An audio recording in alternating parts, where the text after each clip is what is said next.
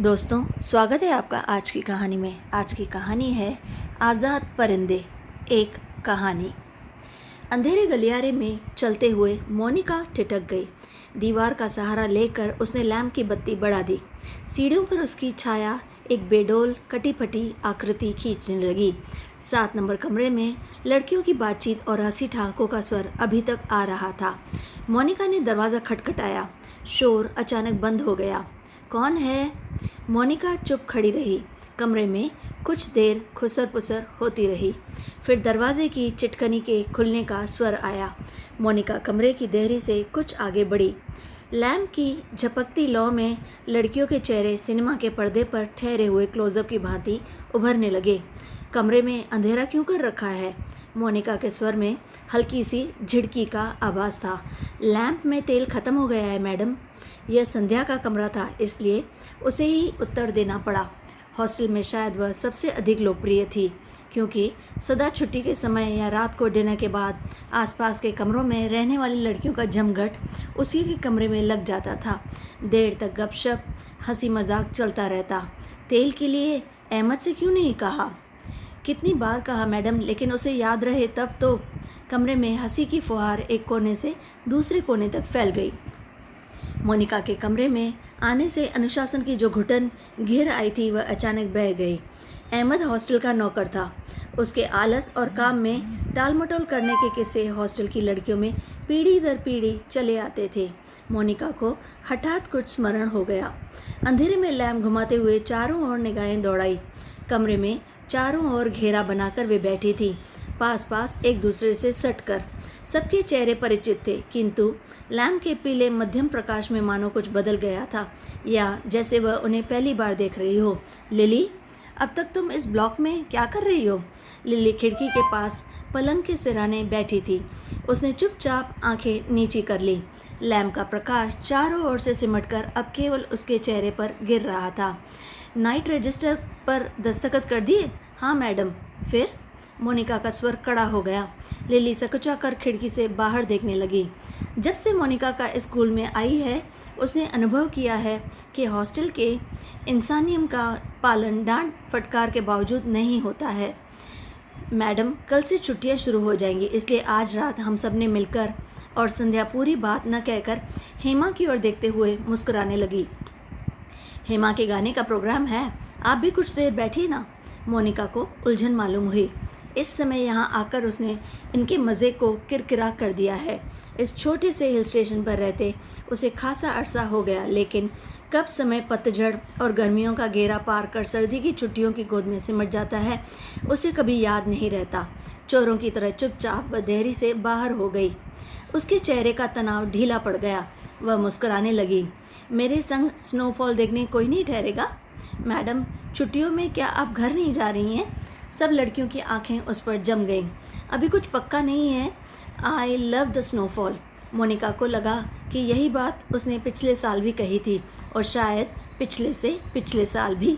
उसे लगा मानो लड़कियां उसे संदेह की दृष्टि से देख रही हैं, मानो उन्होंने उसकी बात पर विश्वास नहीं किया। उसका सर चकराने लगा, मानो बादलों का स्याह झुरमुट किसी अनजाने कोने से उठकर उसे अपने में डुबो लेगा। वह थोड़ा सा हंसी, फिर धीरे से उसने सर को झटक दिया। लिली, तुमसे कुछ काम है। अपने ब्लॉक में जाने से पहले मुझे मिल लेना। Well, good night. मोनिका ने अपने पीछे दरवाज़ा बंद कर दिया। Good night madam, good night, good night. गलियारे की सीढ़ियाँ न उतरकर मोनिका रेलिंग के सहारे खड़ी हो गई। लैंप की बत्ती को नीचे घुमाकर कोने में रख दिया। बाहर धुंध की नीली तहें बहुत घनी हो गई थी। लॉन पर लगे हुए चीड़ के पत्तों की सरसराहट हवा के झोंकों के संग कभी तेज कभी धीमी होकर भीतर बह जाती थी। हवा में सर्दी का हल्का सा आभास पाकर मोनिका के दिमाग में कल से शुरू होने वाली छुट्टियों का ध्यान भटक आया। उसने आंखें मूंद ली। उसे लगा कि जैसे उसकी टांगें बांस की लड़कियों की तरह उसके शरीर से बंधी हैं, जिसकी गांठें धीरे धीरे खुलती जा रही हैं। सिर की चकराहट अभी मिटी नहीं थी, मगर अब जैसे वह भीतर न होकर बाहर फैली हुई धुंध का हिस्सा बन गई थी। सीढ़ियों पर बातचीत का स्वर सुनकर मोनिका जैसे सोते से जागी, शॉल को कंधों पर समेटा और लैंप उठा लिया। डॉक्टर बैनर्जी मिस्टर रॉबर्ट के संग एक अंग्रेजी धुन गुनगुनाते हुए ऊपर आ रहे थे। सीढ़ियों पर अंधेरा था और रॉबर्ट को बार बार अपनी छड़ी से रास्ता टटोलना पड़ता था। मोनिका ने 2-4 सीढ़ियाँ उतरकर लैंप को नीचे झुका दिया। Good evening doctor. Good evening mister Robert. Thank you miss Monica. Robert के स्वर में कृतज्ञता का भाव था। सीढ़ियाँ चढ़ने से उनकी सांस तेज हो रही थी और वह दीवार से लगे हुए हाँफ रहे थे। लैंप की रोशनी में उनके चेहरे का पीलापन कुछ तांबे के रंग जैसा हो गया था। यहाँ अकेली क्या कर रही हो मिस मोनिका? डॉक्टर ने होठों के भीतर से सीटी बजाई। चेकिंग करके लौट रही थी। आज इस वक्त ऊपर कैसे आना हुआ मिस्टर रॉबर्ट? रॉबर्ट ने मुस्कुराकर अपनी छड़ी डॉक्टर के कंधे से चुला दी। इनसे पूछो, यही मुझे ज़बरदस्ती घसीट लाए हैं। मिस मोनिका, हम आपको निमंत्रण देने आ रहे थे। आज रात मेरे कमरे में एक छोटा सा कंसर्ट होगा जिसमें मिस्टर रॉबर्ट शोपों और चायक्लोस्की के कंपोजिशंस बजाएंगे और फिर क्रीम कॉफ़ी पिएंगे और उसके बाद अगर समय रहा तो पिछले साल हमने जो गुनाह किए हैं उन्हें हम सब मिलकर कॉन्फ्रेंस करेंगे। डॉक्टर बैनर्जी के चेहरे पर भारी मुस्कान खेल गई। डॉक्टर मुझे माफ़ करें, मेरी तबीयत कुछ ठीक नहीं है। चलिए, यह ठीक रहा, फिर तो आप वैसे भी मेरे पास आती। डॉक्टर ने धीरे से मोनिका के कंधों को पकड़कर अपने कमरे की तरफ मोड़ दिया। डॉक्टर बैनर्जी का कमरा ब्लॉक के दूसरे सिरे पर छत से जुड़ा हुआ था। वह आधे बर्मी थे, जिसके चिन्ह उनके थोड़ी दबी हुई नाक और छोटी छोटी चंचल आँखों से स्पष्ट थे। बर्मा पर जापानियों का आक्रमण होने के बाद वह इस छोटे से पहाड़ी शहर में आ बसे थे। प्राइवेट प्रैक्टिस के अलावा वह कॉन्वेंट स्कूल में हाइजीन, फिलोसॉफ़ी भी पढ़ाया करते थे और इसलिए उन्होंने स्कूल के हॉस्टल में ही एक कमरा रहने के लिए दे दिया गया था। कुछ लोगों का कहना था कि बर्मा से आते हुए रास्ते में उनकी पत्नी की मृत्यु हो गई, लेकिन इस संबंध में निश्चित रूप से कुछ नहीं कहा जा सकता क्योंकि डॉक्टर स्वयं कभी अपनी पत्नी की चर्चा नहीं करते। बातों के दौरान डॉक्टर अक्सर कहा करते थे, मरने से पहले मैं एक दफ़ा बर्मा ज़रूर जाऊंगा, और तब एक क्षण के लिए उनकी आंखों में एक नमी सी छा जाती। मोनिका चाहने पर भी उनसे कुछ पूछ नहीं पाती। उसे लगता कि डॉक्टर नहीं चाहते कि कोई अतीत के संबंध में उनसे कुछ भी पूछे या सहानुभूति दिखलाए। दूसरे ही क्षण अपनी गंभीरता को दूर ठेलते हुए वह हंस पड़ते, एक सूखी बुझी हुई हंसी। होम सिकनेस एक ऐसी बीमारी है जिसका इलाज किसी डॉक्टर के पास नहीं है। छत पर मेज़ कुर्सियां डाल दी गई और भीतर कमरे में परकोलेटर में कॉफ़ी का पानी चढ़ा दिया गया था। सुना है अगले 2-3 वर्षों में यहाँ पर बिजली का इंतज़ाम हो जाएगा, डॉक्टर ने स्पिरिट लैम्प जलाते हुए कहा। यह बात तो पिछले 10 सालों में सुनने में आ रही है। अंग्रेज़ों ने भी कोई लंबी चौड़ी स्कीम बनाई थी, पता नहीं उसका क्या हुआ, रॉबर्ट ने कहा। वह आराम कुर्सी पर लेटा हुआ बाहर लॉन की ओर देख रहा था। मोनिका कमरे में 2 मोमबत्तियां ले आई और मेज़ के दोनों किनारों पर टिकाकर उन्हें जला दिया गया। छत का अंधेरा मोमबत्ती की फीकी रोशनी के इर्द गिर्द सिमटने लगा। एक घनी नीरवता चारों ओर घिरने लगी। हवा में चीड़ के वृक्षों की साएं दूर दूर तक फैली पहाड़ियों और घाटियों में सीटियों की गूंज सी छोड़ती जा रही थी। इस बार शायद बर्फ़ जल्दी गिरेगी। अभी से हवा में एक सर्द खुश्की सी महसूस होने लगी है। डॉक्टर का सिगार अंधेरे में लाल बिंदी सा चमक रहा था। पता नहीं मिस लॉरेन को स्पेशल सर्विस का गोरखधंधा क्यों पसंद आता है। छुट्टियों में घर जाने से पहले क्या यह ज़रूरी है कि लड़कियां फादर एडमंड का समर्थन सुने? रॉबर्ट ने कहा। डॉक्टर को फादर एडमंड एक आंख नहीं सुहाते थे। मोनिका कुर्सी पर आगे झुककर प्यालों में कॉफ़ी उड़ेलने लगी। हर साल स्कूल बंद होने के दिन यही 2 प्रोग्राम होते हैं, चैपल में स्पेशल सर्विस और उसके बाद दिन में पिकनिक। मोनिका को पहला साल याद आता है जब डॉक्टर के संग पिकनिक के बाद वह क्लब आई थी। डॉक्टर बार में बैठे थे। बार रूम कुमाऊं रेजिमेंट के अफसरों से भरा हुआ था। कुछ दूर तक बिलियर्ड का खेल देखने के बाद जब वह वापस घर की ओर आ रहे थे तब उसकी दाईं ओर क्लब की लाइब्रेरी में देखा, मगर उसी समय डॉक्टर बैनर्जी पीछे से आ गए थे। मिस मोनिका, ये मेजर मनीष पॉल हैं। बिलियर्ड रूम से आते हुए हंसी ठहाकों के बीच वह नाम दब सा गया था। वह किसी किताब के बीच में उंगली रखकर लाइब्रेरी की खिड़की से बाहर देख रहा था। Hello doctor. वह पीछे मुड़ा। तब उस क्षण न जाने क्यों मोनिका का हाथ कांप गया और कॉफ़ी की कुछ गर्म बूंदें उसकी साड़ी पर छलक गई। अंधेरे में किसी ने नहीं देखा कि मोनिका के चेहरे पर एक उन्नीदा रीतापन घिर आया है। हवा के झोंके से मोमबत्तियों की लौ फड़कने लगी। छत से भी ऊंची काठ गोदाम जाने वाली सड़क पर यूपी रोडवेज की आखिरी बस डाक लेकर जा रही थी। बस की हेडलाइट्स में आसपास फैली हुई झाड़ियों की छाया घर की दीवार पर सरकती हुई गायब होने लगी। मिस मोनिका, आप इस साल भी छुट्टियों में यही रहेंगी? डॉक्टर ने पूछा। डॉक्टर का सवाल हवा में टंगा रहा। उसी क्षण पियानो पर शोपों का नौकटन रॉबर्ट की उंगलियों के नीचे से फिसलता हुआ धीरे धीरे छत के अंधेरे में घुलने लगा। मानो जल पर कोमल स्वप्निल उर्मियाँ भंवरों का झिलमिलाता जाल बुनती हुई दूर दूर किनारों तक फैलती जा रही थी। मोनिका को लगा कि जैसे कहीं दूर, बहुत दूर बर्फ़ की चोटियों से परिंदों के झुंड नीचे अनजान देशों की ओर उड़े आ रहे हैं। इन दिनों अक्सर उसने अपने कमरे की खिड़की से उन्हें देखा है। धागे में बंधे चमकीले लट्टुओं की तरह वे एक लंबी टेढ़ी मेढ़ी कतार में उड़े जाते हैं। पहाड़ों की सुनसान नीरवता से परे उन विचित्र शहरों की ओर शायद वह कभी नहीं जाएगी। मोनिका आम चेयर पर ऊँघने लगी। डॉक्टर बनर्जी का सिगार अंधेरे में चुपचाप जल रहा था। डॉक्टर को आश्चर्य हुआ कि मोनिका न जाने क्या सोच रही है और मोनिका सोच रही थी क्या वह बूढ़ी होती जा रही है। उसके सामने स्कूल के प्रिंसिपल मिस लॉरेन का चेहरा घूम आया। पोपला मुंह, आंखों के नीचे झूलती हुई मांस की थैलियाँ, ज़रा ज़रा सी बात पर चिढ़ जाना, कर्कश आवाज़ में चीखना, सब उसे ओल्ड मेड कहकर पुकारते हैं। कुछ वर्षों के बाद वह भी हूबहू वैसी ही बन जाएगी। मोनिका के समूचे शरीर में झुरझुरी सी दौड़ गई, मानो अनजाने में उसने किसी गलीज वस्तु को छू लिया था। उसे याद आया कुछ महीने पहले अचानक उसे रॉबर्ट का प्रेम पत्र मिला था। याचना से भरा हुआ पत्र जिसमें उसने न जाने क्या कुछ लिखा था जो कभी उसकी समझ में नहीं आया। उसे रॉबर्ट की इस बचकाना हरकत पर हंसी आई थी, किंतु भीतर ही भीतर प्रसन्नता भी हुई थी। उसकी उम्र अभी बीती नहीं है, अब भी दूसरों को अपनी ओर आकर्षित कर सकती है। रॉबर्ट का पत्र पढ़कर उसे क्रोध नहीं आया, आई थी तो केवल ममता। वह चाहती तो उसकी गलतफहमी को दूर करने में देर ना करती, किंतु कोई शक्ति उसे रोके सकती है। उसके कारण अपने पर विश्वास रहता है, अपने सुख का भ्रम मानो रॉबर्ट की गलतफहमी से जुड़ा है। रॉबर्ट ही क्यों, वह क्या किसी को चाह सकेगी उस अनुभूति के संग जो अब नहीं रही, जो छाया सी उस पर मंडराती रहती है, न स्वयं मिटती है न उसे मुक्ति दे पाती है। उसे लगा जैसे बादलों का झुरमुट फिर उसके मस्तिष्क पर धीरे धीरे छाने लगा है। उसकी टांगें फिर निर्जीव शिथिल सी हो गई हैं। वह झटके से उठ खड़ी हुई। डॉक्टर, माफ़ करना, मुझे बहुत थकान सी लग रही है। बिना वाक्य पूरा किए वह चली गई। कुछ देर तक टेरेस पर निस्तब्धता छाई रही। मोमबत्तियाँ बुझने लगी थीं। डॉक्टर बैनर्जी ने सिगार का नया कश लिया। सब लड़कियाँ एक जैसी होती हैं, बेवकूफ़ और सेंटिमेंटल। रॉबर्ट की उंगलियों का दबाव पियानो पर ढीला पड़ता गया। अंतिम सुरों की झिझकी सी गूंज उठी, क्षणों तक हवा में तैरती रही। डॉक्टर, आपको मालूम है, मिस मोनिका का व्यवहार पिछले कुछ अरसे से अजीब सा लगता है।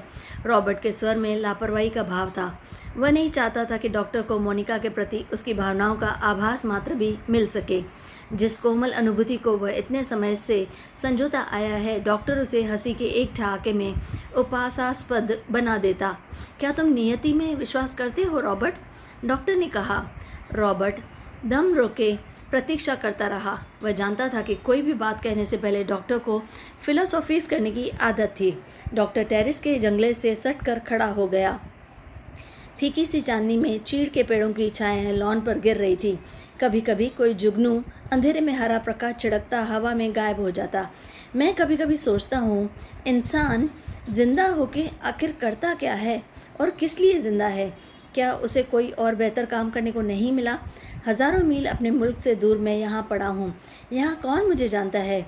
यहीं शायद मैं मर भी जाऊँगा। रॉबर्ट, क्या तुम्हें कभी महसूस किया है कि एक अजनबी की हैसियत से पराई ज़मीन पर मर जाना काफ़ी खौफनाक बात है? रॉबर्ट विस्मित सा डॉक्टर को चुपचाप देखने लगा। उसने पहली बार डॉक्टर बनर्जी से इस पहलू को देखा था। अपने संबंध में वह अक्सर चुप रहते थे। कोई पीछे नहीं है, यह बात मुझ में एक अजीब किस्म की बेफिक्री पैदा कर देती है। लेकिन कुछ लोगों की मौत अंत तक पहेली बनी रहती है। शायद वे ज़िंदगी से बहुत उम्मीद लगाते थे। उसे ट्रेजिक भी नहीं कहा जा सकता था, क्योंकि आखिरी दम तक उन्हें मरने का एहसास नहीं होता। डॉक्टर, आप किसका जिक्र कर रहे हैं? रॉबर्ट ने परेशान होकर पूछा।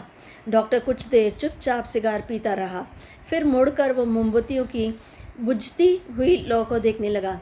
तुम्हें मालूम है कि किसी समय मोनिका बीला नागा क्लब जाया करती थी। मनीष पॉल से उसका परिचय वहीं हुआ था। कश्मीर में जाने से एक रात पहले ही उसने मुझे सब कुछ बता दिया था। मैं अब तक मोनिका से उस मुलाकात के बारे में कुछ नहीं कह सका हूँ, किंतु उस रात कौन जानता था कि वह वापस नहीं लौटेगा। और अब क्या फ़र्क पड़ता है? Let the dead die. Doctor की सूखी सर्द हंसी में खोखली सी शून्यता भरी थी। कौन मनीष पॉल? कुमाऊं रेजिमेंट में कैप्टन था। डॉक्टर, क्या मोनिका? रॉबर्ट से आगे कुछ नहीं बोला गया। उसे याद आया वह पत्र जो उसने मोनिका को भेजा था। कितना अर्थहीन और उपासास्पद, जैसे उसका एक एक शब्द उसके दिल को कचोट रहा हो। उसने धीरे से पियानो पर सिर टिका लिया।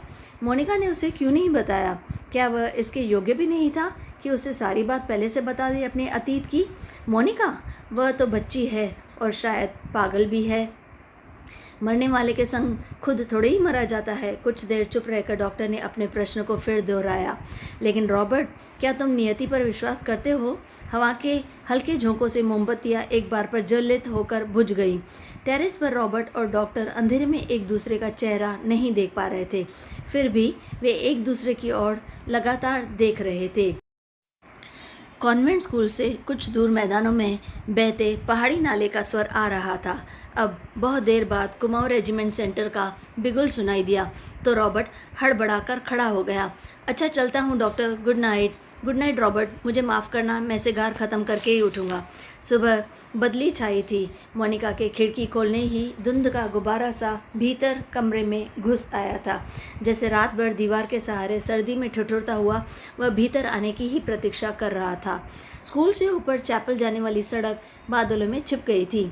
केवल चैपल का क्रॉस धुंध के पर्दे पर एक दूसरे को काटती हुई पेंसिल की रेखाओं सा दिखाई दे जाता था।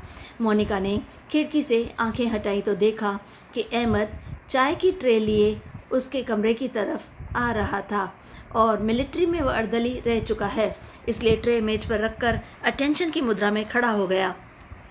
मोनिका झटके से उठ बैठी। सुबह से आलस करके कितनी बार जागकर वह सो चुकी है।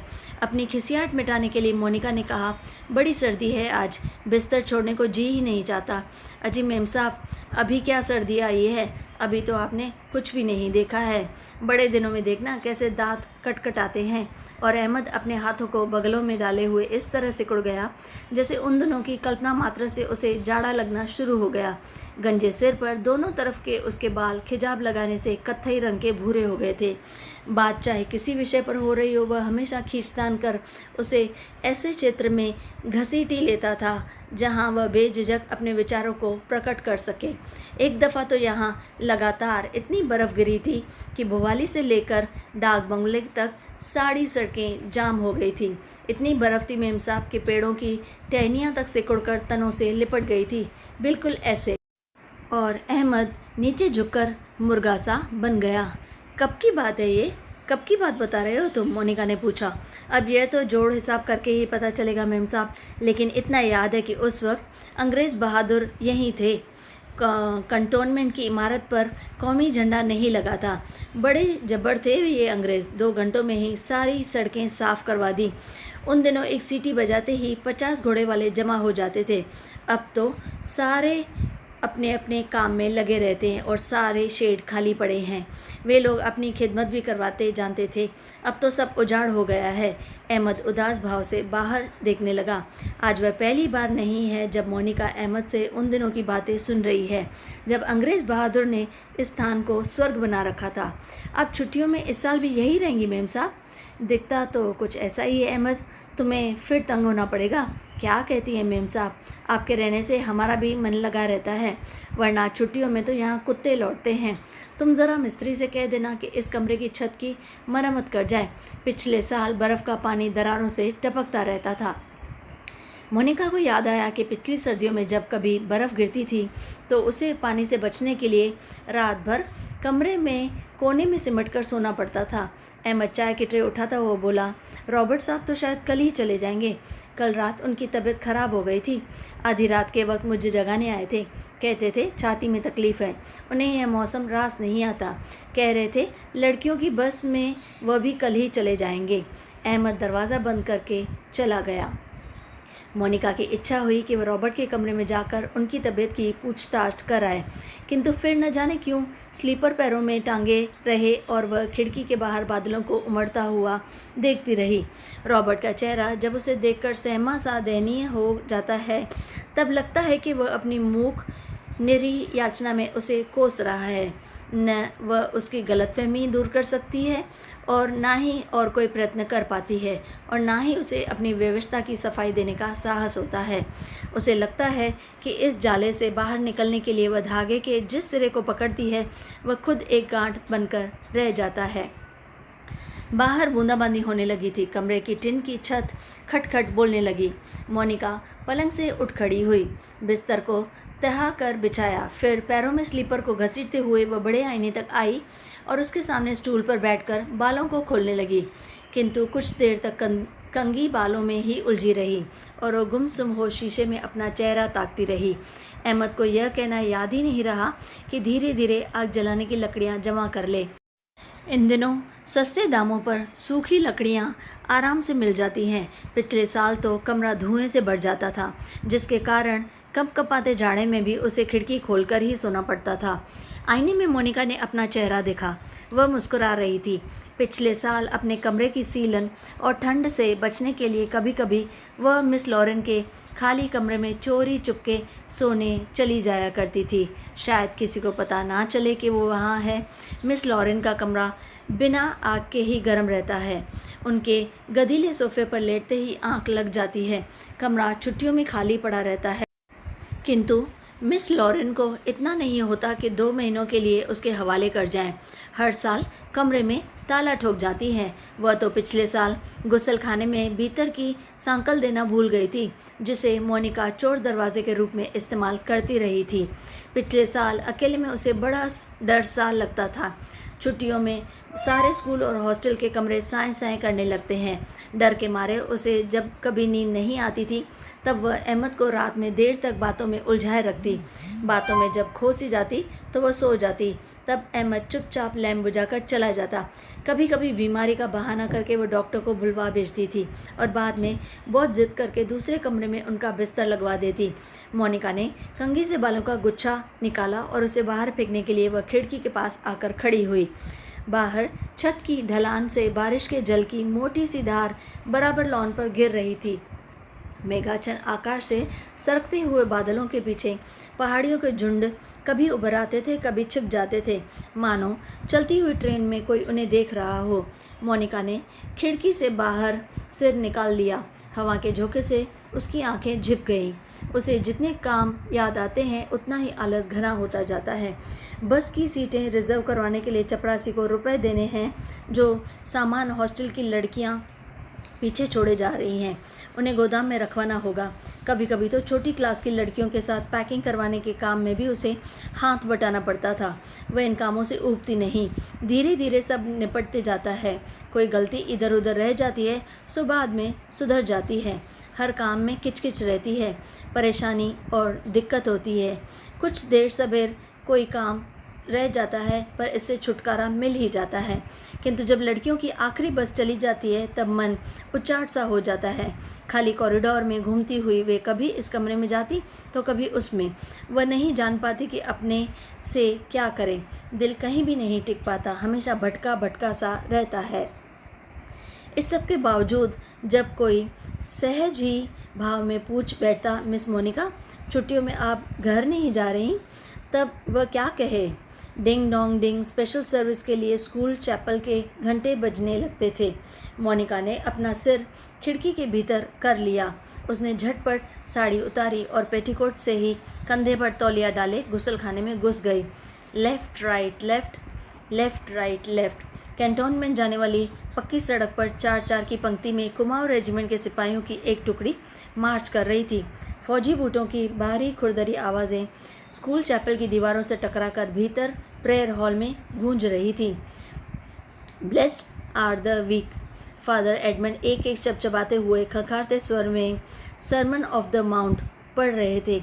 ईसा मसीह के मूर्ति के नीचे कैंडलेब्रेम के दोनों ओर मोमबत्तियाँ जल रही थीं, जिनका प्रकाश आगे बेंचों पर बैठी हुई लड़कियों पर पड़ रहा था।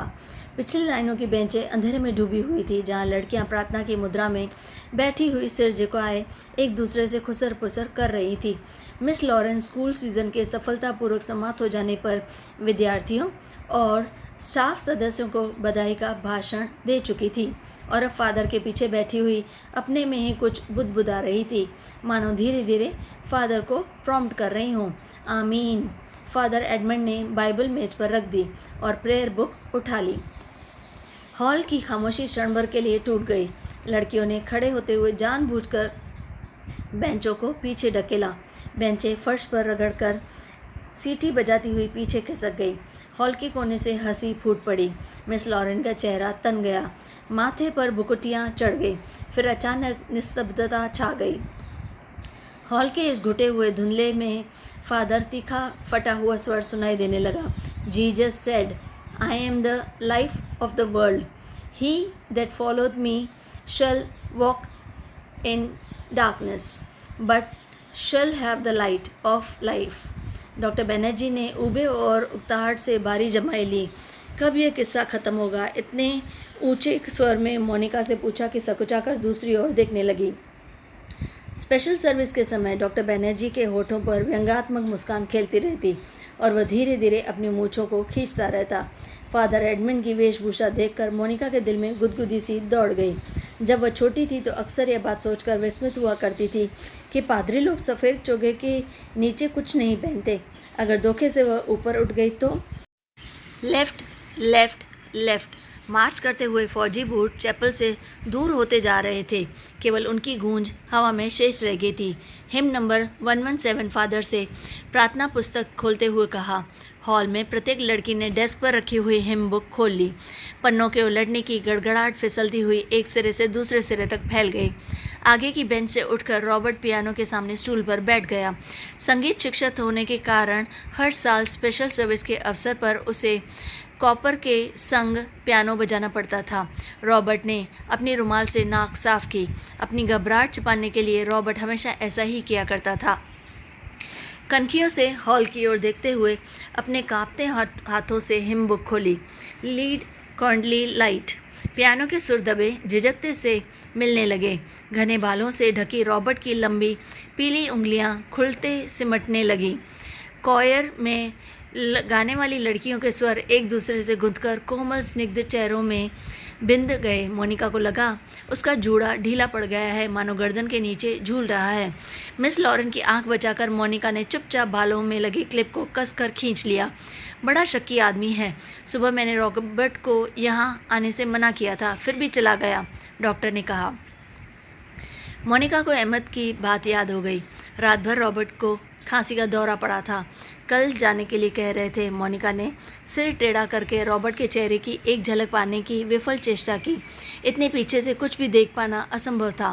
पियानो पर झुका हुआ केवल रॉबर्ट का सिर दिखाई देता था। Lead kindly light. संगीत के सुर मानो एक ऊंची पहाड़ी पर चढ़कर हाँफती हुई सांसों को आकाश की अबाध शून्यता में बिखेरते हुए नीचे उतर रहे थे। बारिश की मुलायम धूप चैपल के लंबे चौकोर शीशों पर झिलमिला रही है, जिसकी एक महीन चमकीली रेखा ईसा मसीह की प्रतिमा पर तिरछी होकर गिर रही थी। मोमबत्तियों का धुआं धूप में नीली सी लकीर खींचता हुआ हवा में तैरने लगा। पियानो के क्षणिक पोज में मोनिका को पत्तों का परिचित मरमर कहीं दूर अनजानी दिशा से आता हुआ सुनाई दे गया था। एक क्षण के लिए एक भ्रम हुआ कि चैपल का फीका सा अंधेरा उस छोटे से प्रेयर हॉल के चारों कोनों में सिमटता हुआ उसके आसपास घिर आया है, मानो कोई उसकी आंखों पर पट्टी बांधकर उसे यहाँ तक ले आया हो और अचानक उसकी आंखें खोल दी हों। उसे लगा कि जैसे मोमबत्तियों के धूमिल आलोक में कुछ भी ठोस वास्तविक न रहा हो। चैपल की छत, दीवारें, डेस्क पर रखा हुआ डॉक्टर का सुघड़ सुडौल हाथ और पियानो के सुर अतीत की धुंध को भेदते हुए स्वयं उस धुंध का भाग बनते जा रहे थे। एक पगली सी स्मृति, एक उद्दांत भावना, चैपल के शीशों के परे पहाड़ी सूखी हवा में झुकी हुई वीपिंग विलोज की कांपती टहनियाँ, पैरों तले चीड़ की पत्तों की धीमी सी चिरपरिचित खड़खड़। वहीं पर मनीष एक हाथ में मिलिट्री का खाकी हैट लिए खड़ा है, चौड़े उठे हुए संबल कंधे। अपना सिर वहाँ टिका दो तो जैसे सिमटकर खो जाएगा। चार्ल्स बोयर, यह नाम उसने रखा था। वह झेप कर हंसने लगा। तुम्हें आर्मी में किसने चुन लिया? मेजर बन गए हो, लेकिन लड़कियों से भी गए बीते हो। ज़रा सी बात पर चेहरा लाल हो जाता है। यह सब वह कहती नहीं, सिर्फ सोचती बढ़ती। सोचा था कभी कहूँगी, पर कभी नहीं आया। बुरुस का लाल फूल लाए हो न झूठे खाकी कमीज़ के जिस जेब पर बैच चिपके थे उसमें से मूसा हुआ बुरुस का फूल निकल आया। छी, सारा मुरझा गया है, अभी खिला कहाँ है? उसके बालों में मनीष का हाथ उलझ रहा है, फूल कहीं टिक नहीं पाता। फिर उसे क्लिप के नीचे फंसाकर उसने कहा, देखो। वह मुड़ी और इससे पहले कि वह कुछ कह पाती, मनीष ने अपना मिलिट्री का हैट धप से उसके सिर पर रख दिया। वह मंत्रमुग्ध सी वहीं खड़ी रही। उसके सिर पर मनीष का हैट है, माथे पर छोटी सी बिंदी है, बिंदी पर उड़ते हुए बाल हैं। मनीष ने उस बिंदी को अपने होठों से छुआ है। उसने अपने निंगे सिर को अपने दोनों हाथों में समेट लिया है। मोनिका, मनीष ने चिढ़ाते हुए कहा, मैन ईटर ऑफ कुमाऊँ। उसका यह नाम मनीष ने उसे चिढ़ाने के लिए रखा था। वह हंसने लगी। मोनिका, सुनो। मनीष का स्वर कैसा हो गया था। ना, मैं कुछ भी नहीं सुन रही हूँ। मोनिका, मैं कुछ महीनों में वापस लौट आऊँगा। ना, मैं कुछ भी नहीं सुन रही हूँ। किंतु वह सुन रही थी। वह नहीं तो मनीष कह रहा था, किंतु वह तो नहीं कहा जा रहा है जो उसके बाद कभी नहीं कहा गया। Lead kindly light. लड़कियों का स्वर पियानो के सुरों में डूबा हुआ गिर रहा है, उठ रहा है। रॉबर्ट ने सिर मोड़कर मोनिका को निमिष भर देखा। आंखें मूंद ध्यान मग्न प्रस्तर मूर्ति सी वह शिथिर निश्चल खड़ी थी। क्या यह भाव उसके लिए है? क्या मोनिका ने ऐसे क्षणों में उसे अपना साथी बनाया है? रॉबर्ट ने एक गहरी सांस ली और एक सांस में ढेर सी थकान उमड़ आई। देखो, मिस लॉरेन कुर्सी पर बैठे बैठे सो रही हैं। डॉक्टर होठों में ही फुसफुसाया। डॉक्टर का पुराना मजाक था कि मिस लॉरेन प्रार्थना करने के बहाने आंखें मूंद हुई नींद की झपकियाँ लेती हैं। फादर एडमंड ने कुर्सी पर फैले अपने गाउन को समेट लिया और प्रेयर बुक बंद करके मिस लॉरेन के कानों में कुछ कहा। पियानो का स्वर क्रमश मंद पड़ने लगा। रॉबर्ट की उंगलियां ढीली पड़ने लगी। सर्विस के समाप्त होने से पूर्व मिस लॉरेन ने ऑर्डर पढ़कर सुनाया। बारिश होने की आशंका से आज के कार्यक्रम में कुछ अनावश्यक परिवर्तन करने पड़े थे। पिकनिक के लिए झूला देवी के मंदिर जाना संभव नहीं हो सकेगा, इसलिए स्कूल से कुछ दूर मीडोज़ में ही सब लड़कियां नाश्ते पर जमा होंगी। सब लड़कियों को दोपहर का लंच हॉस्टल किचन में ही लेना होगा। केवल शाम की चाय मीडोज़ में बनेगी। पहाड़ों की बारिश का क्या भरोसा। कुछ देर पहले धुआंधार बादल गरज रहे थे। सारा शहर पानी में भीगा ठिठुर रहा था। अब धूप में नहाता नीला आकाश धुंध की ओट से बाहर निकलता हुआ फैल रहा था। मोनिका ने चैपल से बाहर आते हुए कहा। वीपिंग विलोज की भीगी शाखाओं से धूप में चमकती हुई बारिश की बूंदें टपक रही थी। लड़कियां चैपल से बाहर निकलकर छोटे छोटे गुच्छे बनाकर कॉरिडोर में जमा हो गई थी। नाश्ते के लिए अभी पौना घंटा पड़ा था और उनमें से अभी कोई भी लड़की हॉस्टल जाने के लिए इच्छुक नहीं थी। छुट्टियां अभी शुरू नहीं हुई थी, किंतु शायद इसलिए वे चंद बचे हुए क्षणों में अनुशासन के भीतर भी मुक्त होने का भरपूर आनंद उठा लेना चाहती थी। मिस लॉरेन को लड़कियों का यह खुल खपाड़ा अखरा, किंतु फादर एडमंड के सामने वह उन्हें डांट फटकार नहीं सकती। अपनी झुंझलाहट दबाकर वह मुस्कुराते हुए बोली, कल सब चली जाएंगी, सारा स्कूल वीरान हो जाएगा। फादर एडमंड का लंबा ओजपूर्ण चेहरा चैपल की घुटी हुई गरमाई से लाल हो गया था। कॉरिडोर के जंगले पर अपनी छड़ी लटकाकर वह बोले, छुट्टियों में पीछे हॉस्टल में कौन रहेगा? पिछले 2-3 सालों में मिस मोनिका ही रह रही है ना? और डॉक्टर बैनर्जी छुट्टियों में कहीं नहीं जाते। डॉक्टर तो सर्दी गर्मी यहीं रहते हैं। मिस लॉरेन ने विस्मय से फादर की ओर देखा। वह समझ नहीं सकी कि फादर ने डॉक्टर का प्रसंग क्यों छेड़ दिया है। डॉक्टर बैनर्जी छुट्टियों में कहीं नहीं जाते? 2 महीनों की छुट्टियों में बर्मा जाना काफ़ी कठिन है फादर। मिस लॉरेन हंसने लगी। मिस लॉरेन, पता नहीं आप क्या सोचती हैं, मुझे तो मिस मोनिका का हॉस्टल में अकेले रहना कुछ समझ में नहीं आता। लेकिन फादर, मिस लॉरेन ने कहा, यह तो कॉन्वेंट स्कूल का नियम है कि कोई भी टीचर छुट्टियों में अपने खर्चे पर हॉस्टल में रह सकते हैं। मैं फ़िलहाल स्कूल के नियमों की बात नहीं कर रहा। मिस मोनिका डॉक्टर के संग यहाँ अकेली ही रह जाएंगी। और सच पूछिए मिस लॉरेन, डॉक्टर के बारे में मेरी राय कुछ अच्छी नहीं है। फादर, आप कैसी बात कर रहे हैं? मिस मोनिका बच्चा थोड़ी ही हैं। मिस लॉरेन को ऐसी आशा नहीं थी कि फादर एडमंड अपने दिल में ऐसी दकियानुसी भावना को स्थान देंगे। फादर एडमंड कुछ हतप्रभ से हो गए। बात पलटते हुए बोले, मिस लॉरेन, मेरा मतलब यह नहीं था। आप तो जानती हैं मिस मोनिका और उस मिलिट्री ऑफिसर को लेकर एक अच्छा खासा स्कैंडल उठ खड़ा हुआ था। स्कूल की बदनामी होने में क्या देर लगी है? वह बेचारा तो अब नहीं रहा। मैं उसे जानती थी फादर। ईश्वर उसकी आत्मा को शांति दे। मिस लॉरेन ने धीरे से अपनी दोनों बाहों को क्रॉस किया और चुपचाप खड़ी रहीं। फादर एडमंड को मिस लॉरेन की मूर्खता पर इतना अधिक क्षोभ हुआ कि उनसे आगे और कुछ नहीं बोला गया। वह भी आखिर चुप हो ही गए और सोचने लगे कि अब क्या कहना है। डॉक्टर बैनर्जी से उनकी कभी नहीं पटती थी, इसलिए मिस लॉरेन की आंखों में वह डॉक्टर को नीचा दिखाना चाहते थे। किंतु मिस लॉरेन मोनिका को रोना ले बैठी। आगे बात बढ़ाना व्यर्थ था। उन्होंने छड़ी को जंगले से उठाया और ऊपर साफ खुले प्रकाश को देखते हुए बोले, प्रोग्राम आपने यूं ही बदला मिस लॉरेन, अब क्या बारिश होगी? यह सोचते हुए वह चुप रहे। रॉबर्ट जब चैपल से बाहर निकला तो उसकी आंखें चकाचौंध सी हो गई। उसे लगा जैसे किसी ने अचानक ढेर सारी चमकीली उबलती हुई रोशनी मुट्ठी में भरकर उनकी आंखों में झोंक दी है। पियानो के संगीत में सुर रुई के छुई हुई रेशों की भांति अब तक उसके मस्तिष्क की थकी मांदी नसों पर फड़फड़ा रहे थे। वह काफ़ी थक गया था। पियानो बजाने से उसके फेफड़ों पर भारी दबाव पड़ता था। दिल की धड़कनें तेज़ हो जाती थी। उसे लगता कि संगीत के एक नोट को दूसरे नोट में उतारने के प्रयत्न में वह एक अंधेरी खाई पार कर रहा है। आज चैपल ने मैंने जो महसूस किया वह कितना रहस्यमय, कितना विचित्र था, रॉबर्ट ने सोचा। मुझे लगा पियानो का हर नोट चिरंतर खामोशी की अंधेरी खो में चलता जा रहा था और बजता जा रहा था। तराशता हुआ एक भूला सा अर्थ खींच लाता है। गिरता हुआ हर पोज एक छोटी सी मौत है, मानो घने छायादार वृक्षों की कांपती छाया में कोई पगडंडी गुम हो गई हो।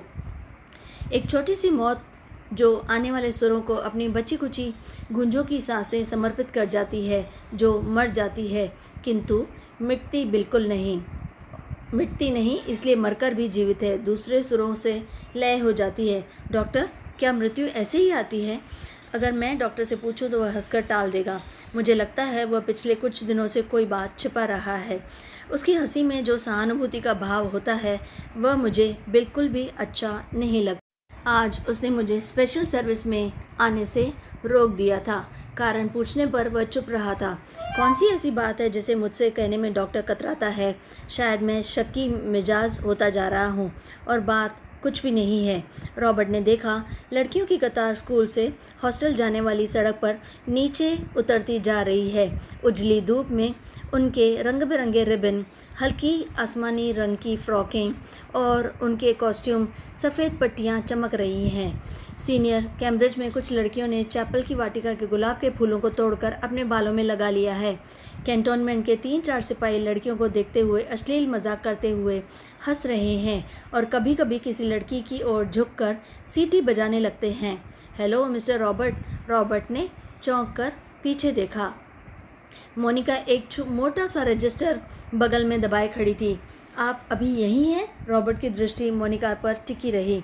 वह क्रीम रंग की पूरी बाहों की ऊनी जैकेट पहने हुए थी। कुमाऊनी लड़कियों की तरह मोनिका का चेहरा गोल था। धूप की तपन से पका हुआ गेहुआ रंग कहीं कहीं हल्का सा गुलाबी हो गया था, मानो बहुत धोने पर भी गुलाब के कुछ धब्बे इधर उधर बिखर रहे हों। उन लड़कियों के नाम नोट करते थे जो कल जा रही हैं, सो पीछे रुकना पड़ा। आप भी तो कल जा रहे हैं ना मिस्टर रॉबर्ट? अभी तक तो यही इरादा है। यहाँ रुककर भी क्या करूँगा? आप स्कूल की ओर जा रही हैं? चलिए। पक्की सड़क पर लड़कियों की भीड़ जमा थी, इसलिए वे दोनों पोलो ग्राउंड का चक्कर काटती हुई पगडंडी से धीरे धीरे नीचे उतरने लगी। हवा तेज़ हो चली।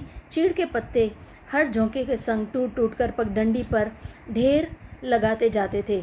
रॉबर्ट रास्ता बनाने के लिए अपनी छड़ी से उन्हें बुरा कर दोनों ओर बिखेर देता। मोनिका पीछे खड़ी हुई देखती रहती थी। अल्मोड़ा की ओर से आते हुए छोटे छोटे बादल रेशमी रुमालों से उड़ते हुए सूरज के मुंह पर लिपटे से जाते थे, फिर हवा में बह निकलते थे। इस खेल में धूप कभी मंद फीकी सी पड़ जाती, कभी कभी उजाला आंचल खोलकर समूचे शहर को अपने में समेट लेती थी। मोनिका तनिक आगे बढ़ गई। रॉबर्ट की सांस चढ़ गई थी और वह धीरे धीरे हाँफता हुआ पीछे से आ रहा था। जब वे पोलो ग्राउंड के पवेलियन को छोड़कर सिमेट्री के दाईं ओर मुड़े तो मोनिका रॉबर्ट की प्रतीक्षा के लिए खड़ी हो गई। उसे कुछ सही नहीं लगा। उसे याद आया छुट्टियों के दिनों में जब कभी कमरे में अकेले बैठे बैठे उसका मन ऊब जाता था तो वह अक्सर टहलते हुए सिमेट्री तक चली जाती थी। उससे सटी पहाड़ी पर चढ़कर वह बर्फ़ में ढके देवदार वृक्षों को देखा करती है, जिनकी झुकी हुई शाखों से रुई के गोलों से बर्फ़ नीचे गिरा करती थी। नीचे बाजार जाने वाली सड़क पर बच्चे स्लेज पर फिसला करते थे।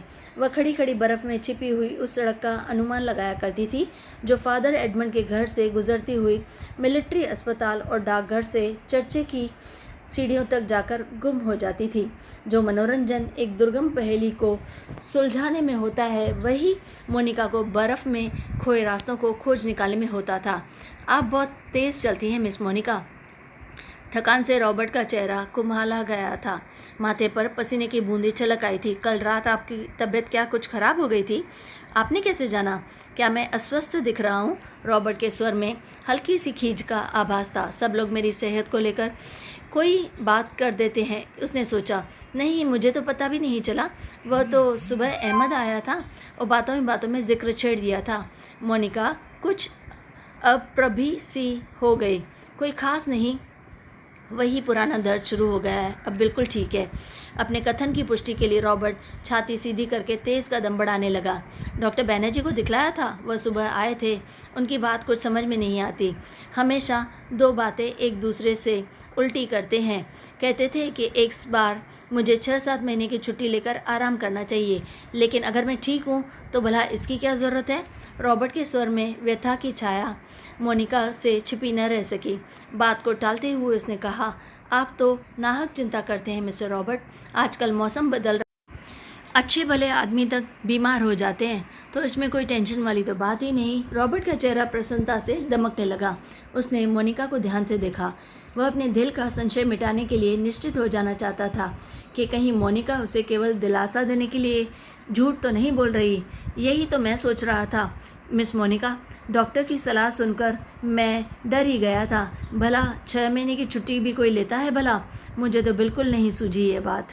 और मैं करूँगा भी क्या अकेला रहकर? स्कूल में तो बच्चों के संग मन लगा रहता है। सच पूछो तो दिल्ली में ये 2 महीने की छुट्टियाँ काटना भी दूभर हो जाता है। मिस्टर रॉबर्ट, कल आप दिल्ली जा रहे हैं? मोनिका चलते चलते ठिठक गई। सामने पोलो ग्राउंड फैला था, जिसके दूसरी ओर मिलिट्री की ट्रकें कैंटोनमेंट की ओर जा रही थी। रॉबर्ट को लगा जैसे मोनिका की आंखें अंधमुंदी सी खुली रह गई हैं, मानो पलकों पर एक पुराना भूला सा सपना सरक आया हो।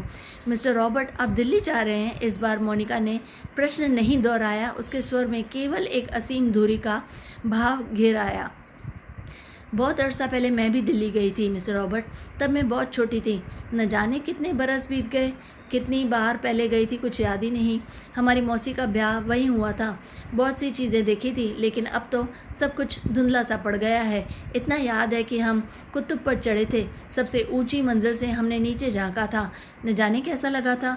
नीचे चलते हुए आदमी चाबी भरे हुए खिलौने से लगते हैं। हमने ऊपर से उन पर मूंगफलियाँ फेंकी थी, लेकिन हम बहुत निराश हुए थे क्योंकि उनमें से किसी ने हमारी तरफ नहीं देखा था। शायद माँ ने मुझे डांटा भी था और सिर्फ नीचे झांकते हुए डर गई थी। सुना है अब तो दिल्ली इतना बदल गया है कि पहचाना ही नहीं जाता। आप तो हर साल जाते हैं, आपको कैसा लगता है? वे दोनों फिर चलने लगे। हवा का वेग ढीला पड़ने लगा। उड़ते हुए बादल अब सुस्ताने से लगे थे। उनकी छायाएँ नंदा देवी और पंचचूली की पहाड़ियों पर गिर रही थी। स्कूल के पास पहुंचते पहुंचते चीड़ के पेड़ पीछे छूट गए। कहीं कहीं खुबानी के पेड़ों के आसपास बुरुस के लाल फूल धूप में चमक आते थे। स्कूल तक आने में उन्होंने पोलो ग्राउंड का लंबा चक्कर लगा लिया था। मिस मोनिका, आप छुट्टियों में कहीं जाती क्यों नहीं? सर्दियों में तो यहाँ सब कुछ वीरान हो जाता है। अब मुझे यहाँ अच्छा लगता है, मोनिका ने धीरे से कहा। पहले साल अकेलापन कुछ अखड़ता था, अब आदी हो चुकी हूँ। क्रिसमस से एक रात पहले क्लब में डांस होता है, लॉटरी डाली जाती है और रात को देर तक नाच गाना होता रहता है। नए साल के दिन कुमाऊं रेजिमेंट की ओर से परेड ग्राउंड में कार्निवल किया जाता है। बर्फ़ पर स्केटिंग होती है। रंग बिरंगे गुब्बारों के नीचे फौजी बैंड बजता है। फौजी अफसर फैंसी ड्रेस में भाग लेते हैं।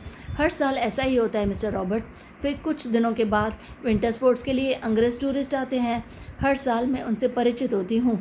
वापस लौटते हुए वे हमेशा वादा करते हैं कि अगले साल भी आएंगे, पर मैं जानती हूँ कि वे नहीं आएंगे। वे भी जानते हैं कि वे नहीं आएंगे, फिर भी हमारी दोस्ती में कोई अंतर नहीं पड़ता। फिर कुछ दिनों बाद पहाड़ों पर बर्फ़ पिघलने लगती है, छुट्टियां ख़त्म होने लगती है। आप सब लोग अपने अपने घरों से वापस लौट आते हैं और मिस्टर रॉबर्ट पता नहीं चलता कि छुट्टियां कब शुरू हुई और कब ख़त्म हो गई। मोनिका ने देखा कि रॉबर्ट उसकी ओर आतंकित भावुक दृष्टि से देख रहा है। वह सिटपिटाकर चुप हो गई। उसे लगा मानो वह इतनी देर से पागलों सी प्रलाप कर रही हो। मुझे माफ़ करना मिस्टर रॉबर्ट, कभी कभी मैं बच्चों की तरह बातों में बहक जाती हूँ। मिस मोनिका, रॉबर्ट ने धीरे से कहा। वह चलते चलते रुक गया। मोनिका रॉबर्ट के भारी स्वर से चौंक सी गई। क्या बात है मिस्टर रॉबर्ट? वह पत्र, उसके लिए मैं लज्जित हूँ। उसे आप वापस लौटा दें। समझ लें कि मैंने उसमें कभी कुछ नहीं लिखा था। मोनिका कुछ समझ ना सकी। वैसे ही खड़ी हुई रॉबर्ट के पीले उद्विग्न चेहरे को देखती रही। रॉबर्ट ने धीरे से मोनिका के कंधे पर हाथ रख दिया। कल डॉक्टर ने मुझे सब कुछ बता दिया। अगर मुझे पहले से मालूम होता तो रॉबर्ट हकलाने लगा। मिस्टर रॉबर्ट, किंतु मोनिका से आगे कुछ भी नहीं कहा गया। उसका चेहरा सफ़ेद हो गया था। दोनों चुपचाप कुछ देर तक स्कूल के गेट के बाहर खड़े रहे। मीडोज़, पगडंडियाँ, पत्तों छायों से घिरा छोटा सा द्वीप, मानो कोई घोंसला दो हरी घंटियों के बीच दबा हो। भीतर घुसते ही पिकनिक के काले आग से झुलसते हुए पत्थर, अधजली टहनियाँ, बैठने के लिए बिछाए गए पुराने अखबारों के टुकड़े इधर उधर बिखरे हुए दिखाई दे जाते हैं। अक्सर टूरिस्ट पिकनिक के लिए यहाँ आते हैं। मीडोज़ को बीच में काटता हुआ टेढ़ा मेढ़ा बरसाती नाला बहता है, जो दूर से धूप में चमकता हुआ सफ़ेद रिबन सा दिखाई देता है। वहीं पर काठ के तख्तों का बना हुआ टूटा सा पुल है, जिस पर लड़कियां हिचकोले खाते हुए चल रही हैं। डॉक्टर बैनर्जी, आप तो सारा जंगल जला देंगे। मिस लॉरेन ने अपनी ऊंची एड़ी के सैंडल से जलती हुई दियासलाई को दबा डाला, जो डॉक्टर ने सिगार फूंककर चीड़ के पत्तों में फेंक दी थी।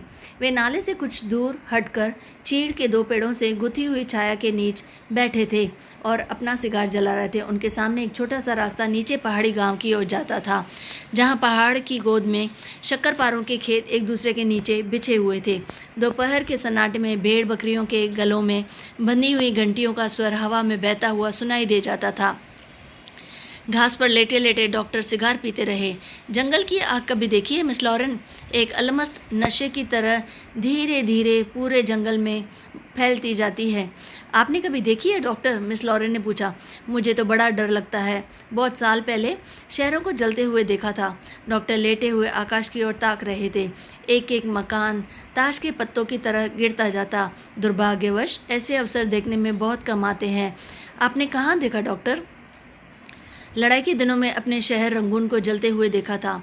मिस लॉरेन की आत्मा को ठेस पहुंची, किंतु फिर भी उनकी उत्सुकता शांत नहीं हुई। आपका घर, क्या वह भी जल गया था? डॉक्टर कुछ देर चुपचाप लेटा रहा। हम उसे खाली छोड़कर चले आए थे। मालूम नहीं बाद में क्या हुआ। अपने व्यक्तिगत जीवन के संबंध में कुछ भी कहने से डॉक्टर को कठिनाई महसूस होती है। डॉक्टर, क्या आप कभी वापस बर्मा जाने की बात नहीं सोचते? डॉक्टर ने अंगड़ाई ली और करवट बदलकर औंधे मुँह लेट गए। उनकी आंखें मूंद गई और माथे पर बालों की लटें झूल आईं। सोचने में क्या होता है मिस लॉरेन? जब बर्मा में था तब क्या कभी सोचा था कि यहाँ आकर उम्र काटनी होगी? लेकिन डॉक्टर, कुछ भी कह लो, अपने देश का सुख कहीं और कहाँ मिलता है। यहाँ तुम चाहे कितने वर्ष रह लो, अपने को हमेशा अजनबी ही पाओगे। डॉक्टर ने सिगार के धुएं को धीरे धीरे हवा में छोड़ दिया। दरअसल अजनबी तो मैं वहाँ भी समझा जाऊँगा मिस लॉरेन। इतने वर्षों बाद मुझे कौन पहचानेगा। इस उम्र में नए सिरे से रिश्ते जोड़ना काफ़ी सिरदर्द का काम है, कम से कम मेरे बस की बात नहीं है। लेकिन डॉक्टर, आप कब तक इस पहाड़ी कस्बे में पड़े रहेंगे? इसी देश में रहना है तो किसी बड़े शहर में प्रैक्टिस शुरू कीजिए। प्रैक्टिस बढ़ाने के लिए कहाँ कहाँ भटकता फिरूँगा मिस लॉरेन। जहाँ रहो वहीं मरीज़ मिल जाते हैं। यहाँ आया था कुछ दिनों के लिए, फिर मुद्दत हो गई और टिका गया। जब कहीं जी उबेगा कहीं चला जाऊँगा। जड़ें कहीं नहीं जमती तो पीछे भी कुछ नहीं छूट जाता। मुझे अपने बारे में कोई गलतफहमी नहीं है मिस लॉरेन, मैं सुखी हूँ। मिस लॉरेन ने डॉक्टर की बात पर विशेष ध्यान नहीं दिया। दिल में वह हमेशा डॉक्टर को लापरवाह और सनकी समझती रही है, किंतु डॉक्टर के चरित्र में उनका विश्वास न जाने क्यों, क्योंकि डॉक्टर में जाने अनजाने में उसका कोई प्रमाण दिया हो, यह उन्हें याद नहीं पड़ता। मिस लॉरेन ने एक ठंडी सांस भरी। वह हमेशा यह सोचती थी कि यदि डॉक्टर इतना आलसी और लापरवाह ना होता तो अपनी योग्यता के बल पर काफ़ी चमक सकता था और अपनी प्रैक्टिस अच्छे से कर सकता था। इसलिए उन्हें डॉक्टर पर क्रोध भी आता था और दुख भी होता था। मिस लॉरेन ने अपने बैग से ऊन का गोला और सलाइयाँ निकाली, फिर उसके नीचे से अखबार में लिपटा हुआ चौड़ा कॉफ़ी का डिब्बा उठाया जिसमें अंडों की सैंडविचें और हैमबर्गर दबे हुए थे। थर्मस से प्यालों में कॉफ़ी उड़ेलते हुए मिस लॉरेन ने कहा, डॉक्टर, काफ़ी ठंड हो गई है, लीजिए ये सैंडविच लीजिए और चाय पीजिए। डॉक्टर लेटे लेटे बुड़बुड़ाया। मिस लॉरेन ने नीचे झुककर देखा, वह कोहनी पर सिर टिकाए सो रहा था। ऊपर का होठ ज़रा सा फैलकर मुड़ गया था, मानो किसी से मजाक करने से पहले मुस्कुरा रहे हों। उनकी उंगलियों में दबा हुआ सिगार नीचे झुका हुआ लटक रहा था। Mary, what do you want, what do you want? दूसरे स्टैंडर्ड में पढ़ने वाली मेरी ने अपनी चंचल चपल आंखें ऊपर उठाई। लड़कियों का दायरा उसे घेरे हुए कभी पास आता था, कभी दूर खिंचता चला जाता था। I want blue. दोनों हाथों को हवा में घुमाते हुए मैरी चिल्लाई। दायरा पानी की तरह टूट गया। सब लड़कियां एक दूसरे पर गिरती पड़ती किसी नीली वस्तु को छूने के लिए भाग दौड़ करने लगी। लंच समाप्त हो चुका था। लड़कियों के छोटे छोटे दल मीडोज़ में बिखर गए थे। ऊंची क्लास की कुछ लड़कियां चाय का पानी गर्म करने के लिए पेड़ों पर चढ़कर सूखी टहनियाँ तोड़ रही थी। दोपहर की उस घड़ी में मीडोज़ अलसाया ऊँगता सा जान पड़ता था। हवा का कोई भूला भटका झोंका, चीड़ के पत्ते खड़खड़ा उठते थे। कभी कोई पक्षी अपनी सुस्ती मिटाते झाड़ियों से उड़कर नाले के किनारे बैठ जाता था, पानी में सिर डुबोता था, फिर ऊपर हवा में 2-4 निरुद्देश्य चक्कर काटता हुआ दोबारा झाड़ियों में दुबक जाता था। किंतु उनकी खामोशी शायद कभी चुप नहीं रहती। गहरी नींद में डूबी सपनों की कुछ आवाज़ें नीरता से हल्के झीने पर्दे पर सिलवटें बिछा देती हैं, मानो कोई दबे पांव आकर अदृश्य संकेत करता हो। देखो मैं यहाँ हूँ, मोनिका ने लिली के बॉबवेयर को सहलाते हुए कहा। तुम कल रात बुलाया था, मैडम गई थी, आप अपने कमरे में नहीं थी। मोनिका को याद आया, रात में वह डॉक्टर के कमरे में टेरेस पर देर तक बैठी रही थी और भीतर रॉबर्ट पियानो पर शोपो का नॉर्टन बजा रहा था। लिली, तुमने कुछ पूछना था? उसे लगा वह लिली की आंखों से अपने को बचा रही है। लिली ने अपना चेहरा ऊपर उठाया, उसकी भूरी आंखों से कौतूहल झांक रहा था। तुम ऑफिसर्स मेस में किसी को जानती हो? लिली ने अनिश्चित भाव से सिर हिलाया। मोनिका कुछ देर तक लिली को अपलक घूरती रही। लिली, मुझे विश्वास है तुम झूठ नहीं बोलोगी। कुछ क्षण पहले लिली की आंखों में जो कौतूहल था वह भय से परिणत होने लगा।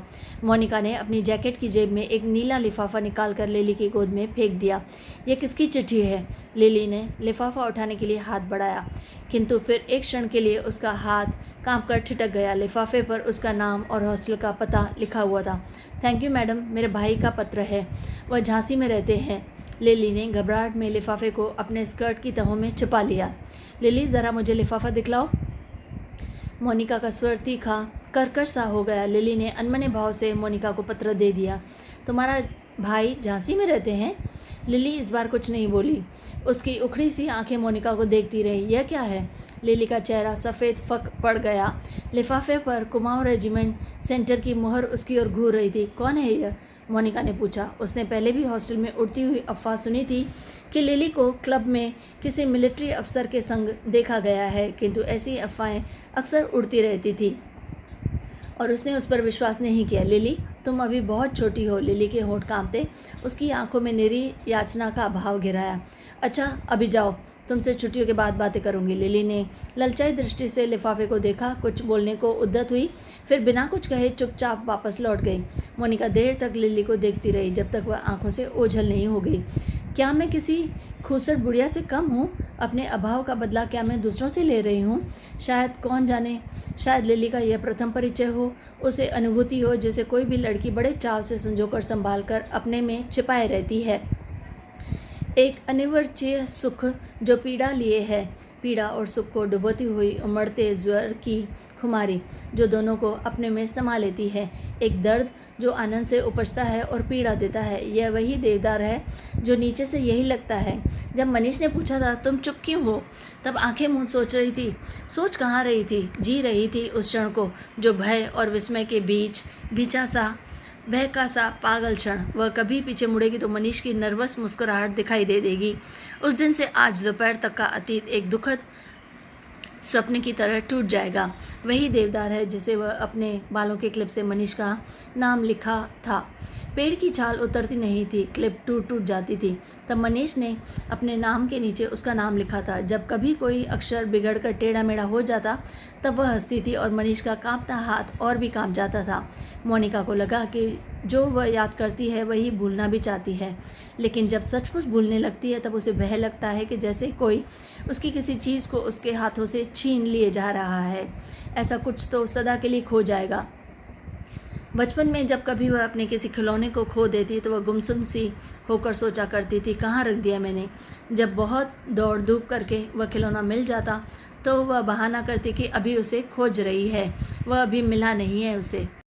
जिस स्थान पर वह खिलौना पड़ा रहता, जानबूझकर उसे छोड़कर घर के दूसरे कोने में उसे खोजने का उपक्रम करती, तब खोई हुई चीज़ याद रहती, इसलिए भूलने का भय नहीं रहता था। आज वह उस बचपन के खेल का बहाना क्यों नहीं कर पाती? बहाना शायद करती है, उसे याद करने का बहाना जो भूलता जा रहा है। दिन महीने बीत जाते हैं और उलझी रहती है। अनजाने में ही मनीष का चेहरा धुंधला पड़ता जाता है। याद वह करती है, किंतु जैसे किसी पुरानी तस्वीर के धूल भरे शीशे को साफ कर रही हो। अब वैसा दर्द नहीं होता, सिर्फ उसको याद करती है जो पहले कभी करता था। तब उसे अपनी आप पर ग्लानि होती है। वह फिर जानबूझकर उस घाव को कुरेदती है जो बढ़ता जा रहा है, खुद ब खुद उसकी कोशिशों के बावजूद बढ़ता जा रहा है। देवदार पर खुदे हुए अदमिटे नाम मोनिका की और निरीह भाव से निहार रहे थे। मीडोज़ के घने सन्नाटे में नाले में पार से देखती हुई लड़कियों की आवाज़ें गूंज रही थी। किसकी? दोपहर के समय जिन आवाज़ों को अलग अलग पहचाना जा सकता था, अब वे एक स्वरता की अविरल धारा में घुल गई थी। घास से अपने पैरों को पोंछता हुआ कोई रेंग रहा हो, झाड़ियों के झुरमुट से परों को फड़फड़ाता हुआ झपट कर कोई ऊपर से उठ जाता है, किंतु ऊपर देखो तो कहीं कुछ भी नहीं है। मीडोज़ के झरने का गड़गड़ाता स्वर जैसे अंधेरी सुरंग में झपाटे से ट्रेन गुजर रही हो और देर तक उसकी सीटियों और पहियों की चीत्कार घुसती रहती हो। पिकनिक कुछ देर तक और चलती, किंतु बादलों की तहें एक दूसरे पर चढ़ती जा रही थी। पिकनिक का सामान बटोरा जाने लगा। मीडोज़ के चारों ओर बिखरी हुई लड़कियां मिस लॉरेन के इर्द गिर्द जमा होने लगी। अपने संग वे अजीबोगरीब चीज़ें बटोर लाई थीं। कोई किसी पक्षी के टूटे पंखों को बालों में लगाई हुई थी, किसी ने पेड़ की टहनी को चाकू से छीलकर छोटी सी बेंत बना ली थी। ऊंची क्लास की कुछ लड़कियों ने अपने अपने रुमालों में नाले से पकड़ी हुई छोटी छोटी बालिश्त भर की मछलियों को दबा रखा था, जिन्हें मिस लॉरेन से छिपकर वे एक दूसरे को दिखा रही थी। मिस लॉरेन लड़कियों की टोली के संग आगे निकल गई। मीडोज़ से पक्की सड़क पर 3-4 फलांग की चढ़ाई थी। मोनिका हाँफने लगी। डॉक्टर बैनर्जी सबसे पीछे आ रहे थे। मोनिका के पास पहुंचकर वह ठिठक गए। डॉक्टर ने दोनों घुटनों को ज़मीन पर टेकते हुए सिर झुकाकर एलिजाबेथ यूगीन अंग्रेजी में कहा, मैडम, आप इतना परेशान क्यों नज़र आ रही हैं? और डॉक्टर की नाटकीय मुद्रा को देखकर मोनिका के होठों पर एक थकी सी ढीली ढीली मुस्कुराहट बिखर गई। प्यास के मारे गला सूख रहा है और यह चढ़ाई है कि ख़त्म होने का नाम ही नहीं लेती। डॉक्टर ने अपने कंधे पर लटकते हुए थर्मास को उतारकर मोनिका के हाथों में देते हुए कहा, थोड़ी सी कॉफ़ी बची है, शायद कुछ मदद कर सके। पिकनिक में तुम कहाँ रह गए थे डॉक्टर? कहीं दिखाई नहीं दिए। दोपहर भर सोता रहा मिस लॉरेन के संग। मेरा मतलब है, मिस लॉरेन पास बैठी थी। मुझे लगता है मिस लॉरेन मुझसे मोहब्बत करती है। कोई भी मजाक करते समय डॉक्टर अपनी मूंछों के कोनों को चबाने लगता है। क्या कहती थी? मोनिका ने थर्मस से कॉफ़ी को मुंह में उड़ेल दिया। शायद कुछ कहती, लेकिन बदकिस्मती से बीच में मुझे नींद आ गई। मेरी ज़िंदगी में कुछ खूबसूरत प्रेम प्रसंग कमबख्त इस नींद के कारण अधूरे रह जाते हैं, और इस दौरान मैं जब दोनों बातें कर रहे थे, उनकी पीछे मीडोज़ और मोटर रोड के संग चढ़ती हुई चीड़ और बाँस के वृक्षों की कतारें सांझ के घिरते अंधेरे में डूबने लगी। मानो प्रार्थना करते हुए उन्होंने चुपचाप अपने सिर नीचे झुका लिए हों। इन्हीं पेड़ों के ऊपर बादलों में गिरजे का क्रॉस कहीं उलझा पड़ा था। उसके नीचे पहाड़ों की ढलान पर बिछे हुए खेत भागती हुई गिलहरियों से लग रहे थे, मानो किसी की टो में स्तब्ध ठिठक गई हो। डॉक्टर, मिस्टर रॉबर्ट पिकनिक पर नहीं आए? डॉक्टर बैनर्जी टॉर्च जलाकर मोनिका के आगे आगे चल रहे थे। मैंने उन्हें मना कर दिया था। किस लिए? अंधेरे में पैरों के नीचे दबे हुए पत्तों की चरमराहट के अतिरिक्त कुछ सुनाई नहीं देता। डॉक्टर बैनर्जी ने धीरे से खांसा। पिछले कुछ दिनों से मुझे संदेह होता है कि रॉबर्ट की छाती का दर्द शायद मामूली दर्द नहीं है। डॉक्टर थोड़ा सा हंसा, जैसे उसे अपनी गंभीरता अरुचिकर लग रही हो। डॉक्टर ने प्रतीक्षा की, शायद मोनिका कुछ कहेगी, किंतु मोनिका चुपचाप उसके पीछे चल रही थी। यह मेरा महज शक है, शायद मैं बिल्कुल गलत हूँ, किंतु यह बेहतर होगा कि वह अपने एक फेफड़े का एक्सरे करा लें। इससे कम से कम कोई भ्रम तो नहीं रहेगा। आपने मिस्टर रॉबर्ट से इसके बारे में कुछ कहा? अभी तक कुछ नहीं कहा है। रॉबर्ट ज़रा सी बात पर चिंतित हो उठता है, इसलिए कभी साहस नहीं हो पाता। डॉक्टर को लगा उसके पीछे आते हुए मोनिका के पैरों का स्वर सहसा बंद हो गया है। उन्होंने पीछे मुड़कर देखा। मोनिका बीच सड़क पर अंधेरे में छाया सी चुपचाप निश्चल खड़ी थी। डॉक्टर, मोनिका का स्वर भर्राया हुआ था। क्या बात है मिस मोनिका, आप रुक क्यों गई? डॉक्टर, क्या मिस्टर रॉबर्ट? डॉक्टर ने अपनी टॉर्च की मध्यम रोशनी मोनिका पर उठा दी। उसने देखा मोनिका का चेहरा एकदम पीला पड़ गया है और वह रह रहकर पत्ते सी कांप उठती है। मिस मोनिका, क्या बात है? आप तो बहुत डरी सी जान पड़ती हैं।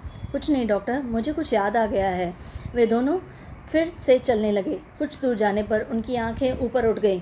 पक्षियों का एक बड़ा धूमिल आकाश में त्रिकोण बनाता हुआ पहाड़ों के पीछे से उनकी ओर आ रहा था। मोनिका और डॉक्टर सिर उठाकर इन पक्षियों को देखती रही। हर साल सर्दियों की छुट्टियों से पहले ये परिंदे मैदानों की ओर उड़ते हैं।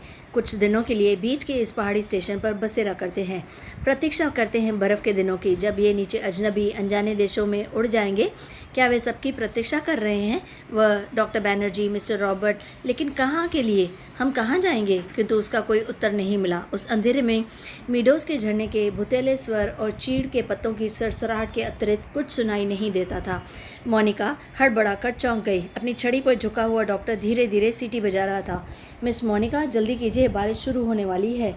हॉस्टल पहुंचते पहुंचते बिजली चमकने लगी थी, किंतु उस रात बारिश देर तक नहीं हुई। बादल बरसते भी नहीं पाते थे कि हवा के थपेड़ों से धकेल दिए जाते थे। दूसरे दिन तड़के ही बस पकड़नी थी, इसलिए डिनर के बाद लड़कियां सोने के लिए अपने अपने कमरों में चली गईं। जब मोनिका अपने कमरे में गई तो उस समय कुमाऊं रेजिमेंट सेंटर का बिगुल बज रहा था। उसके कमरे में अहमद कोई पहाड़ी धुन गाता हुआ लैंप में गैस लैंप कर रहा था। मोनिका उन्हीं कपड़ों में तकिए को दोहरा करके लेट गई। अहमद ने उड़ती हुई निगाहों से मोनिका को देखा, फिर अपने काम में जुट गया। पिकनिक कैसी रही मेम साहब? तुम क्यों नहीं आए? सब लड़कियां तुम्हें पूछ रही थी। मोनिका को लगा दिन भर की थकान धीरे धीरे उसके शरीर की पसलियों पर चिपटती जा रही हैं। अनायास उसकी आंखें नींद के बोझ से टपकने लगीं। मैं चला आता तो रॉबर्ट साहब की तीमारदारी कौन करता? दिन भर के लिए बिस्तर से सटा हुआ बैठा रहता। अब वह गायब हो गए हैं।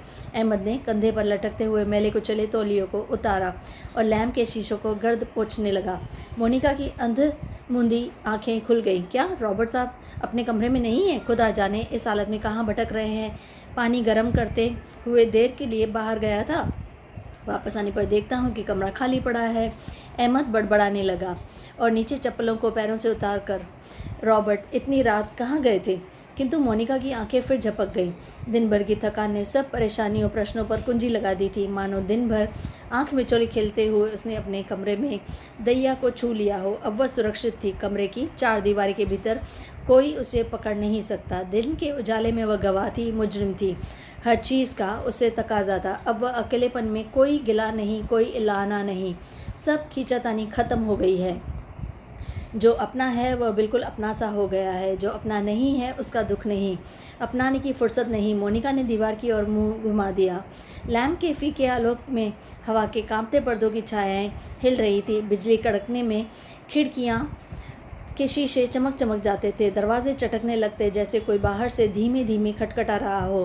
कॉरिडोर से अपने अपने कमरों में जाती हुई लड़कियों की हंसी, बातों की कुछ फिर सब कुछ शांत हो गया था।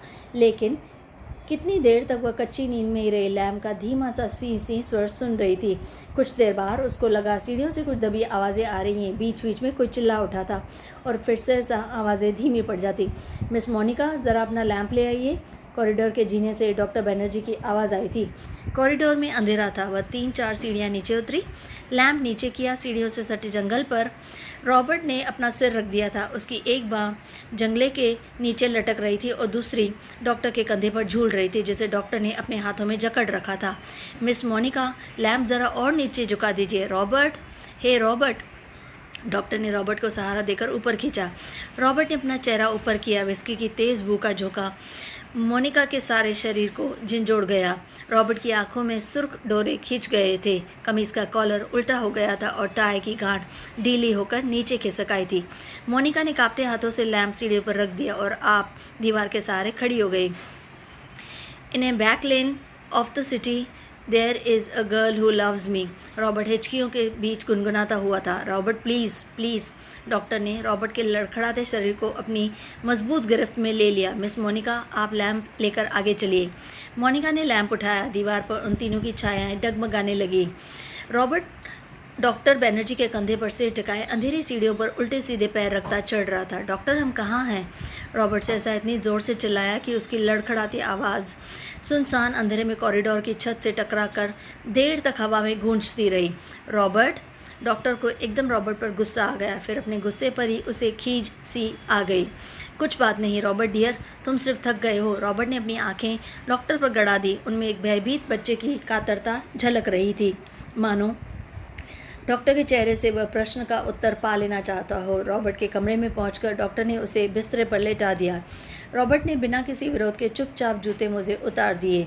अपनी कोयनी के सहारे उठा। कुछ देर डॉक्टर को आंखें फाड़ते हुए घूरता रहा, फिर धीरे से उसका हाथ पकड़ लिया। डॉक्टर, क्या मैं मर जाऊंगा? कैसी बात करते हो रॉबर्ट? डॉक्टर ने हाथ छुड़ाकर धीरे से रॉबर्ट का सिर तकियों पर टिका दिया। Good night Robert. Good night doctor. Good night miss Robert. Monica का स्वर सिहर गया, किंतु रॉबर्ट ने कोई उत्तर नहीं दिया। करवट बदलते ही उसे नींद आ गई थी। कॉरिडोर में वापस आकर डॉक्टर बनर्जी रेलिंग के सामने खड़े हो गए। हवा के तेज़ झोंकों से आकाश में फैले बादलों की परतें तब इकहरी हो जाती जब उनके पीछे से चांदनी बुझती हुई आग के धुएं सी आसपास की पहाड़ियों पर फैल जाती। आपको मिस्टर रॉबर्ट कहाँ मिले? क्लब में बाहर मैंने उन्हें देखा था। मैं न पहुंचता तो न जाने कब तक बैठे रहते। डॉक्टर बनर्जी ने सिगरेट जलाई। उन्हें अभी 1-2 मरीजों के घर जाना था। कुछ देर तक उन्हें टाल देने के इरादे से वह कॉरिडोर में खड़े रहे। नीचे अपने क्वार्टर में बैठा हुआ अहमद माउथ ऑर्गन पर कुछ पुरानी धुन बजा रहा था। क्रिसमस तक शायद मौसम ऐसा ही रहेगा। कुछ देर तक दोनों चुपचाप खड़े रहे। कॉन्वेंट स्कूल के बाहर फैले लॉन से झिंगुरों का अनवरत स्वर चारों ओर फैली निस्तब्धता को और भी अधिक घना बना रहा था। कभी कभी ऊपर मोटर रोड पर किसी कुत्ते की रिड़ियाहट की आवाज़ सुनाई पड़ जाती। डॉक्टर, कल रात ने मिस्टर रॉबर्ट से कुछ कहा था मेरे बारे में, वही जो सब लोग जानते हैं और रॉबर्ट जिसे जानना चाहिए नहीं जानता।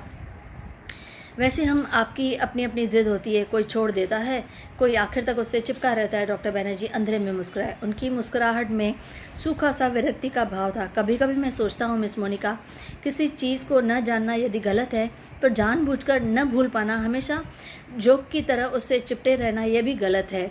मुझे अपनी ज़िंदगी बेकार सी लगती है। आप इस बात को अरसा गुजर गया और जैसा आप देखती हैं मैं जी रहा हूँ। उम्मीद है कि काफ़ी अरसा और जीऊँगा। ज़िंदगी काफ़ी दिलचस्प लगती है और यदि उम्र की मजबूरी ना होती तो शायद मैं दूसरी शादी करने में भी न हिचकिचाता। इसके बावजूद कौन कहता है कि मैं अपनी पत्नी से प्रेम नहीं करता? आज भी करता हूँ। लेकिन डॉक्टर, मोनिका का गला रूंध आया था। डॉक्टर, सब कुछ होने के बावजूद क्या वह चीज़ है जो हमें चलाए चलती है? हम रुकते हैं तो अपने रेले में वह हमें घसीट ले जाती है। मोनिका को लगा वह जो कहना चाह रही है कह नहीं पा रही है। यह तो आपको फादर एडमंड ही बता सकेंगे मिस मोनिका। डॉक्टर की खोखली हंसी में उनका पुराना सनकीपन उभर आया था। अच्छा चलता हूँ मिस मोनिका, मुझे काफ़ी देर हो गई है। डॉक्टर ने दिया सलाई जलाकर घड़ी को देखा। Good night miss Monica. Good night doctor. Doctor के जाने पर मोनिका कुछ देर तक अंधेरे में रेलिंग से सटी खड़ी रही। शाम को सामान बांधते हुए लड़कियों ने अपने अपने कमरे के सामने जो पुरानी कॉपियाँ, अखबारों और रद्दी के ढेर लगा दिए थे, वे सब अब अंधेरी कॉरिडोर में हवा के झोंकों से इधर उधर बिखरने लगे थे। मोनिका ने लैंप उठाया और अपने कमरे की ओर जाने लगी। कॉरिडोर में चलते हुए उसने देखा लिली के कमरे में प्रकाश की एक पतली रेखा दरवाजे के बाहर खिंचाई थी। मोनिका को कुछ याद आया। वह कुछ क्षणों तक सांस रोके लिली के कमरे के बाहर खड़ी रही। कुछ देर बाद उसने दरवाज़ा खटखटाया। भीतर से कोई आवाज़ नहीं आई। मोनिका ने दबे हाथों से हल्का सा धक्का दिया। दरवाज़ा खुल गया।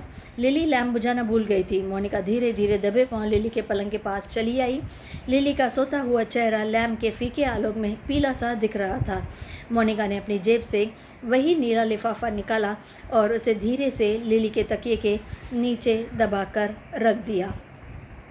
तो दोस्तों, कैसी लगी आपको आज की कहानी? अगर अच्छी लगे तो लाइक और शेयर ज़रूर कीजिए और चैनल को याद से सब्सक्राइब भी कीजिए। तो फिर लाइक, शेयर and subscribe.